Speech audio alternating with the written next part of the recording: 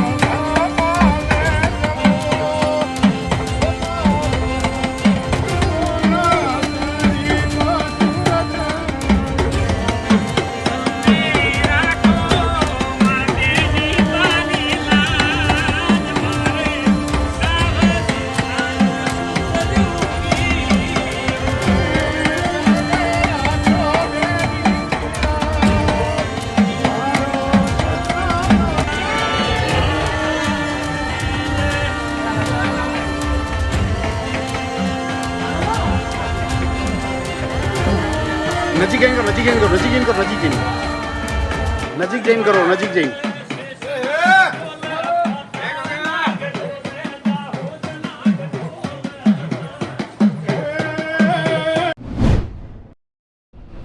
નામ અને પરિચય આપો. હું ડૉક્ટર કામિની પટેલ, મારા હસબન્ડ ડૉક્ટર રજનીશ પટેલ. અમે અહીંયા ઘડી નાગપાંચમીના દિવસે દર વર્ષે ઘણા ભાવપૂર્વક પૂજા કરીએ છીએ, પણ આજે ઘણું મોટું હવન રાખેલું છે લોક કલ્યાણ માટે.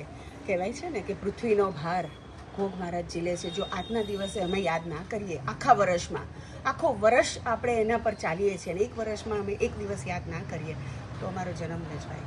આ માટે થઈને અમે આજની પૂજા રાખી છે. મહારાજને યાદ કરી સૌનું કલ્યાણ કરે, કોઈ અહીંથી દુઃખી રડીને જાય નહીં, બધા હસતે જાય ને બધા અહીંયા સુખી રહે, આવી મારી પ્રાર્થના છે. દિવસ દરમિયાન શું શું કાર્યક્રમનું આયોજન કર્યું હતું? સવારે ઘોઘ મહારાજને અમે હવન કર્યું, બપોરે અમે બધાને જમણવાર કર્યો, જાહેર આમંત્રણ છે. સાંજે અત્યારે મહારાજનું આહવાન કર્યું છે. હવે અમે બધા ઘણી સત્સંગ કરીશું અને બેસીશું મહારાજ સાથે. ગોગા મહારાજની જય, નાગ દેવતાની જય. આજે દુનિયાભરમાં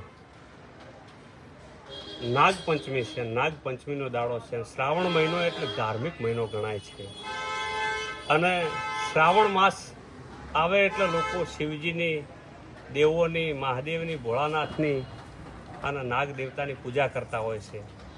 એટલે આજે આપણે મણિનગરમાં વાણી પરિવારના આંગણે રુદ્ર અવતાર એવા ભગવાન સ્વરૂપ નાગ દેવતા બિરાજે છે અને વાણી હોસ્પિટલ એમના પરિવારે નાગપંચમી નિમિત્તે આજે યજ્ઞ અને મહારાજની પૂજાપાઠ રાખ્યો હતો, હવન, અને એ નિમિત્તે આજે મહારાજના મહેમાન ભક્તો બોલાયા છે. એના નિમિત્તે પ્રસાદ પણ રાખી છે અને એવી દરેકે આપણે પણ પ્રાર્થના કરીએ છીએ કે વાણી પરિવારની પણ ખૂબ પ્રગતિ થાય, ખૂબ આગળ વધે.